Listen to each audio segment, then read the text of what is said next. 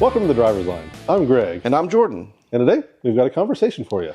And our conversation is all about the latest news and drama coming to you for this F1 season. That's right. And there's a ton to talk about because we have so many changes to discuss right now. And so one of the ones that is really hanging over is the technical changes for the season. The cars holistically are being changed. They are a lot different in shape and size. The engines are different. And we have a new team joining the grid. Yeah. The first one in a long time. We're actually going to have an 11th team on the grid, so we're going to bring all of that to you here in short order. Yeah, we'll start off with some of the regulation changes that are coming up because, as we know, that's not something that happens very often in F1, right? Mm-hmm. So some of those major things, we're talking about a lighter design, but also the engines, like Greg brought up, we're talking about a 50-50 split between electric and combustion power that's mandated now. That's right. So we're still sticking with that 1.6-liter turbo hybrid V6, which doesn't sound great, but you know what? They're actually splitting it now, like Jordan said, 50-50 between the electric power and the gasoline power. They're also switching purely to sustainable fuels now, which is another unique change. This is something they had tested, I think, in the lower levels in F2 and F3. Found out that it works just as good. I think the fuel's more expensive to produce, which is why you don't see it everywhere. However, it's moving, Formula One towards that net zero commitment they've made a few years ago. And one of the other things that's really interesting about this new power unit, it is it gets rid of what they call the MGU-H. And so this was a system that they actually developed to recover heat. Heat and convert that back to electricity to go back in the battery that could then be used for the hybrid system. Wildly expensive, wildly inefficient. And so this is, a lot of the engine manufacturers use Formula One as a area where they can test and develop new things that they could eventually roll out to production cars. They kind of saw the writing on the wall with MGU-H and like, you know what, this is just so wildly inefficient. We really can't put this in a production car. So Formula One heard them and said, hey, you know what, let's just not put that in there and we'll focus on recovering energy generally through the ways that actually do work, which are, braking and friction, right? And so the drivers are still going to be able to do that. They're going to be able to recover energy on braking, or if the car just wants to, if they want to lift and coast at the end of the straightaway, they can recover more power that way as well. Well, it's good to hear that F1's actually listening to their drivers and teams because I think that's a really important thing to actually see that. So it really is, and I mean, there's just so many interesting changes. Within the power unit suppliers as well. So Mercedes and Red Bull are still carrying forward as engine suppliers. Red Bull is now partnered with Ford. So you're going to have Ford as a partner with Red Bull. You've probably seen some videos with Max Verstappen racing around in the Mustang GTD as some Ford promotional materials. But Ford is actually going to be partnering with the Red Bull powertrains to put together those engines moving forward, as is Mercedes moving forward kind of on their own in their works division. We also have Ferrari continuing along with their power unit supply. And Honda has returned, and so they're actually with Aston Martin now. Aston Martin is their sole customer, I guess you could say, but that Honda power unit is back, which is another interesting development. One of the new teams this year is Audi. They've essentially taken over the Sauber team, and they're actually developing a power unit supply of their own as well. So they're going to be a works team and develop their own power unit too. So that's going to be really interesting to see that, they obviously had the chassis carry forward from Sauber, but they're, developing their own, powertrain. So that's going to be really interesting to see how Audi performs in their first season. Yeah, because there are some rumors about, their test bed there and how it might not be the most reliable unit on the field. So it'll be interesting to see actually how that plays out during the season. Yeah, because they didn't have a lot of testing completed in Barcelona when all the teams had, they had got an extra testing session this year, a little closed door stuff in Barcelona before the test in Bahrain before the first race. I think they only did something like 50 or 60 laps. It wasn't great, right? You got Mercedes who ran 500. So on the other end, you got them who didn't run any, and Williams didn't run any at all because they couldn't get their car certified in time. So really not good for them, but they're at least using Mercedes power, so they should be fine. But it's going to be really interesting to see how well Audi performs, both from a performance standpoint as well as a reliability standpoint, because both of these things are key to having a lot of success within a race. Now, you brought up Mercedes power units. There's some drama going on with Mercedes, right, with that situation? Yeah, and it's kind of interesting because we're recording this in the time between the Barcelona test and the Bahrain test, and right now Formula One, the FIA rather, is trying to come up with whether or not they want to allow Mercedes' engine, because a lot of the other folks have already complained because they say it's unfair. One of the changes this year was reducing the compression ratio from, I think it was 18 to 1 to 16 to 1, and they said that they would enforce this and measure this when the engine is cold. So Mercedes, in all their infinite engineering wisdom, was like, okay, cool, you're going to measure this cold, so you know what? We're going to have our engine have a little higher compression when it's hot. Can you imagine engineering that? And so it resulted in a little bit of extra horsepower for Mercedes, which we've kind of seen bear out a little bit in testing, because the Mercedes cars look pretty rapid. Not to say they look a huge step ahead of everyone else, but you really don't know exactly what happens in testing, because you don't know what someone's trying to run. Are they trying to do a race sim? Are they trying to do a quali sim? Are they just trying to say, hey, let's see if something breaks? Don't know. But all the other teams are complaining pretty loudly, and so right now the FIA is considering making their engine illegal before the start of the season, after they said it was fine.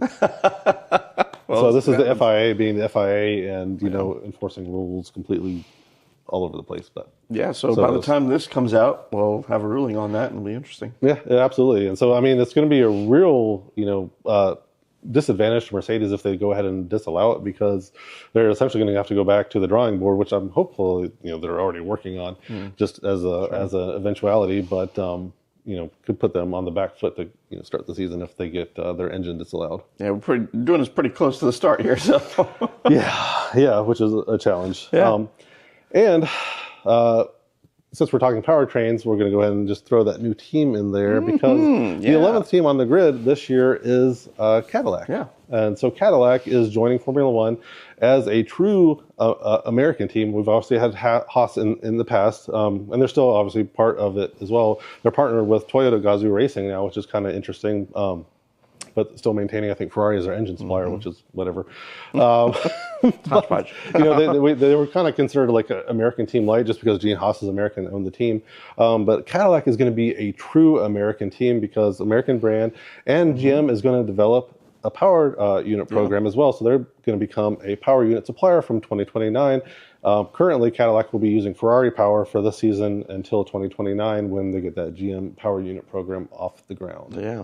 And that unit right now, it does seem like there are some issues with it. We're talking about combining different factors together, but during a shakedown in Barcelona, they did cite some kind of electrical engine issues. So hopefully they get that stuff sorted out before the start of the race. Yeah, I mean, it's going to be challenges, right? Yeah. I don't think anybody's going to have great expectations for Cadillac in their first season. Yeah. Putting a Formula One car together is notoriously difficult, because they essentially have to manufacture every single part on the vehicle outside of the engine and gearbox, right? And these are all developed in-house, which makes it just a monumental task to try to put something together that works really well and reliable and fast. But I think even with those issues, I think it's really awesome that Cadillac is getting into this, because it does put their brand on a global level. I mean, we're talking about brands like Ferrari, right? They're being spoken in the same sentence. Yep. And that's what GM should be doing with Cadillac. I mean, it's also putting itself in markets that hasn't really had a strong foothold in. We were talking about testing in the UK, for instance, right? But also holding on to its home roots, like work with engine development here in North Carolina. So I think it's a pretty awesome thing. It really is, and it's also going to do something to help kind of further remove that stodgy reputation that Cadillac still has to this day. Like, obviously, folks like us, a lot of people, frankly, even in the U.S., have kind of set that aside because they know how good Cadillac is now. But, people abroad still think of like the big floaty Fleetwood Brougham, right? Like, they're like, that's a Cadillac, it's a sofa on wheels that, doesn't really move the needle, right? And so now they're going to see Cadillac at the pinnacle of motorsport and get to see what it does. I think it would be cool if they just dropped like a big fiberglass body shell of a Fleetwood Brougham on a F1 car, just to mess with the Europeans. That's what they should do at the reveal. So actually, when we're filming this, tomorrow is the Super Bowl, and so Cadillac is going to be revealing their livery at the Super Bowl, which a hilarious way to do that would be lifting that body up and then showing the livery underneath. Psych. But that's really cool. And so one of the other interesting features for this season is that DRS, as we know it, is going away. And so that's the drag reduction system. So when drivers had been within a second at a DRS detection point of the car in front of them, they could open that back wing and make their car a lot more slippery going down the straight to give them a little bit of extra speed to go by. And so that is gone for the season, and they have switched to active aerodynamics instead. So now drivers are going to have control over both their front and rear wing to go ahead and add a little extra downforce for turns, or make it slippery for the straights. That'll be interesting to watch. A lot more variables that drivers can interact with. So I think it'll make just the overall racing season more interesting for sure. Absolutely. And, one of the other aerodynamic changes, this was the other big, sections of changes we were talking about at the start of the pod. One of the other big changes they have gone with this year is they've gone away from the ground effect, right? And so this is when you saw all those intricate carbon fiber floors with all the little sharp juts and this and that. And if they went over a rumble strip too aggressively, then it damaged it and ruined their entire race. So, it was very fragile, but it also, gave also required them to run the cars really low to, make sure that they were able to maximize the performance, cause that porpoising issue we saw early on in the ground effect era. And so that's all gone now. So we've gone back to the flat floors, which is a lot easier to run. Means you're going to have less downforce. But that's going to make you have a little bit more opportunity to dial the car in from a suspension setting standpoint. So it's going to be a lot more setup specific, and you're going to be able to dial that in for the drivers a lot more than they had been able to in the past. It also should make for better racing, because the racing in the past had been really bad. So you get behind someone and you literally could not pass them because of the turbulent air and things of that nature. And so with less dependency on downforce, it should make that a little bit less of an issue. Yeah, it sounds like a lot of these changes are, because they're all happening at once, are really going to provide for us a lot of interesting races to watch. Absolutely. And one of the other big changes is the chassis itself is smaller, right? So a lot of fans have been griping that the cars grew and grew and grew, kind of like our production cars, right? We've lost the Miatas of the world, right? Like the Miata is the only Miata of the world, and everything else has gotten bigger. And now the Formula One cars have followed that as well. They got bigger, wider, longer, and also kind of effectively ruin the racing in Monaco, right? Like they cannot pass each other because the cars are simply too big. They didn't make them small enough to fix that, but they did make them smaller, so they're going to be a lot more nimble. And to make the racing a little bit more interesting, they also reduced the width of the tires. So we're still going to be running those 18-inch wheels and tires, but they're a little bit narrower than in years past, which is making the cars feel a lot more nimble. The initial responses from the drivers has been very, very positive. They've said they've been so much more fun to drive than the previous ones. They feel very nimble. It still feels like something that they can, rein in from a performance standpoint. So the racing, I think, all signs are pointing to the fact that it could be pretty good this year. Yeah, I mean, we're really looking forward to all the changes, because it is going to make stuff more interesting, and just to see how these drivers adapt to these changes will be really interesting to watch. Yeah. Yep. So do want to go back to Cadillac real fast, and so want to talk about them. So the team obviously all new, but they did bring forward two very experienced drivers. If you look back to our F1 pod last year, I was close. You were close. I was close. True. I said they were going to bring in Bottas, and they did. Yep. But I also thought at that point they would bring in a young driver to race alongside Bottas. I thought that they were going to do Colton Herta, I think is who I said. He was not able to join them because he didn't have enough super license points. Not to say that he was going to be their guy anyways, but that was definitely a big roadblock to him joining the team. And I think he's going to be involved with them from a development standpoint. But they did go with Sergio Perez, who's another fabulous driver. He's like the only guy who was able to sit next to Max Verstappen in that Red Bull team and have success since Daniel Ricciardo, right? Yeah. This is the only guy that actually won races in a Red Bull whose name is not Max Verstappen in recent memory. Yeah. And notoriously hard to drive cars. Both of them come from championship Formula One teams, Mercedes and Red Bull. So they have the knowledge to develop a car, and that's what Cadillac needs right now. Because, they're a new team, but, the folks that are working on that team are not new to F1. Right. They've got two experienced drivers, and so this is going to be what gives them the ability to develop their car, because it's not going to be good to start with. Right. Anybody that thinks Cadillac's going to come in and compete for a world, constructors championship is just completely out of left field. Right. That said, Cadillac also doesn't need to be a backmarker. They probably are going to be this year, but they don't need to be, right? Like if they could get the, special sauce going, right, they could be, a good solid midfield team. And I think that is their goal for the season, is to be in the midfield. Trying to stay ahead of like the Haas's, trying to stay ahead of the Alpines. Some of those cars I think could slide a little bit more to the back. It's going to be interesting with Aston Martin with that Honda Power, how they do. But this is their first soup to nuts Adrian Newey car.